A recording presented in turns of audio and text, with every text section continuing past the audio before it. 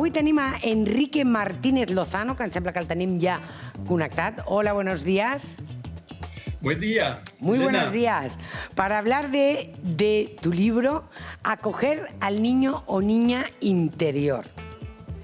Así es. ¿Todos tenemos un niño o una niña interior? Sin duda, Elena. Más aún, una vez en una charla sobre esta temática, un hombre ya mayor levantó la mano y dijo: uy, un niño, dos niños, yo tengo una guardería entera. Quiero decir que todos tenemos, sí. Claro, él se refería a que si personalizamos los sentimientos o emociones, podemos, al personalizarlos, decir, en mí hay un niño triste, un niño alegre, un niño airado, un niño sereno, un niño abandonado, casi interminable. Pero creo que todo se sintetiza hablando de dos niños o niñas. Por un lado, la niña herida y por otro, la niña original. Y que sí, esto me ha llamado la atención cuando he leído lo de niño o niña original. ¿Qué quiere decir? Porque hay veces que nos dicen, bueno, tienes que mirar tu niño interior, ¿no? Y siempre lo relacionas con algo de herido, que estás herido, ¿no?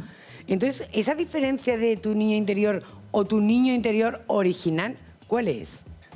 Claro, de lo que se trata es de que viva el niño o la niña original. El niño o la niña original sería o es aquel niño que hubiera sido de no haber vivido traumas en su infancia que lo hubieran bloqueado. Por eso, el primero que aflora cuando nos acercamos a nuestro niño interior es el niño herido, porque reclama la atención, son sus miedos, necesidades que sigue exigiendo, ¿no? Y en la medida en que se va sanando, rescatando el niño herido, aflora el niño original. El niño original es una metáfora o una personalización de nuestra originalidad psicológica. Es nuestro verdadero rostro, ¿no? Nuestra esencia sería. Psicológicamente hablando, sí. Muy bien. Así es. ¿Y cómo podemos llegar? Porque a lo mejor pasan los años y todos olvidamos un poco, sí, nos acordamos de cuando éramos niños, cosas que hemos hecho, ¿no? Pero ¿cómo llegamos a conectar? ¿Cómo podemos llegar a conectar a ver, voy a hacer un estudio de cómo era o cómo es mi niño interior o mi niña interior? No tanto, Elena, porque no se trata de un trabajo de arqueología psicológica, sino de vivir hoy, ¿no? De vivir hoy. Y aunque no tengamos muchos recuerdos de la infancia, podemos detectar al niño interior, tanto original como herido, por los síntomas de nuestro presente. Por ejemplo, el niño herido tiene dos características básicas, que son la desproporción y la repetitividad. Todo sentimiento que en mí tiene un punto de exagerado, desproporcionado y que además se me repite, está remitiendo al niño que en mí clama y pide atención, ¿no? Por ejemplo, una soledad que se me repite, un enfado que se me repite, que es desproporcionado, cualquier sentimiento y cualquier problema relacional o cualquier reacción también mía exagerada, repetitiva, habla del niño herido. Por el contrario, cuando lo que tú experimentas es vitalidad, alegría de vivir, inocencia, transparencia, espontaneidad, creatividad, ahí estás hablando del niño o niña original, ¿no? Genial. Entonces, el niño o la niña herido o herida, ¿se puede llegar a curar de adulto? Sin duda, sin duda. Además, hoy las neurociencias vienen a certificarnos aquello que llaman de la neuroplasticidad, ¿no? Nuestro cerebro es sumamente plástico, con lo cual pueden reeducarse determinadas redes o circuitos neuronales que son en definitiva los que nos condicionan.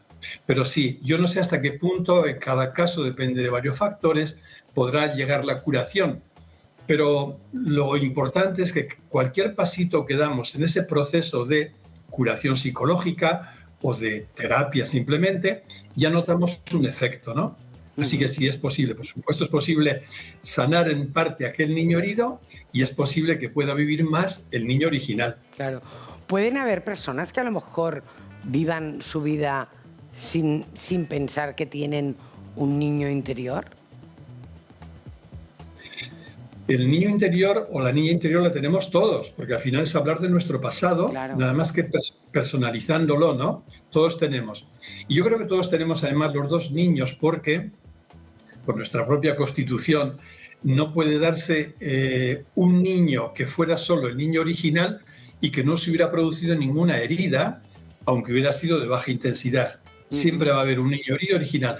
Van a variar las intensidades de uno o de otro, pero los dos están presentes en todo el tiempo, ¿no? Y como te decía, no hay que ir al pasado en un esfuerzo de memoria, sino preguntarme en el presente qué es lo que vivo, según cómo sean mis relaciones con los demás, según cuáles sean mis sentimientos, podré decir qué espacio ocupa en mí el niño herido o qué espacio ocupa el niño original. Y ahí se inicia todo un proceso, ¿no? Es decir, que podríamos decir que a lo mejor el niño interior o el niño que fuimos o la niña que fuimos va de la mano siempre, incluso de adulto. Eso es. Y no solo va de la mano, sino que nos está condicionando. Por eso nos podemos sorprender como personas adultas teniendo reacciones de niño, de niña, ¿no? Lógicamente, porque el niño que no ha resuelto todavía el sufrimiento antiguo es un niño en el que las necesidades y los miedos pueden llegar a ser tiránicos. Y si son así, aunque yo tenga la edad que tenga, sea una persona adulta, pero en mí estará el niño gritando o reclamando aquello que teme o aquello que necesita. Entonces, si no solo va de la mano durante toda nuestra existencia, sino que nos condiciona nuestro propio comportamiento adulto, ¿no? Es decir, que a lo mejor cuando de adulto a lo mejor dices, no, es que a mí, mira, me da muchísimo miedo las lagartijas, por ejemplo, ¿no?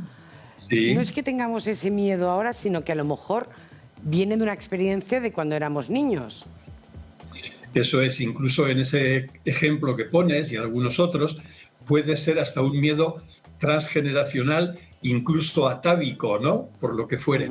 Pero sí, los miedos más comunes son miedos que se han fraguado y se han grabado en nuestra infancia, porque al final lo que ocurre en los primeros años de nuestra existencia es que se establece el patrón o el molde del que luego van a salir nuestra forma de pensar, nuestra forma de ver, nuestra forma de sentir y nuestra forma de actuar. O sea, todo depende de aquel patrón. Y en tanto en cuanto no se modifique aquel patrón primero, será inútil que nos empeñemos en modificar nuestro comportamiento de hoy. Hay que ir a modificar el patrón. Esa modificación del patrón es lo que, metafóricamente hablando, significa trabajar con el niño o la niña interior. Es cambiar aquellas pautas o aquel molde que en definitiva es una estructura neuronal que nos ha condicionado hasta el presente, ¿no? En el libro, que su título es Acoger al niño o niña interior, cuando dices acoger, ¿a qué te refieres? ¿A mirarlo con compasión? ¿A hacer las paces con él? ¿O a qué? ¿A qué te refieres con el acoger? Sí. Todo eso que dices también está incluido, pero a lo que me refiero es a lo que en psicología se llama ejercer una tarea de maternización. Más allá de que seamos hombres o mujeres, se trata de que yo sea ahora madre o una presencia parental para aquel niño o niña, para ofrecerle lo que está necesitando para poder sanarse. Al final, resumiendo mucho, podría decirse que el niño solo tiene una necesidad básica en el plano psicológico o afectivo, aunque luego orbiten muchas alrededor de ella.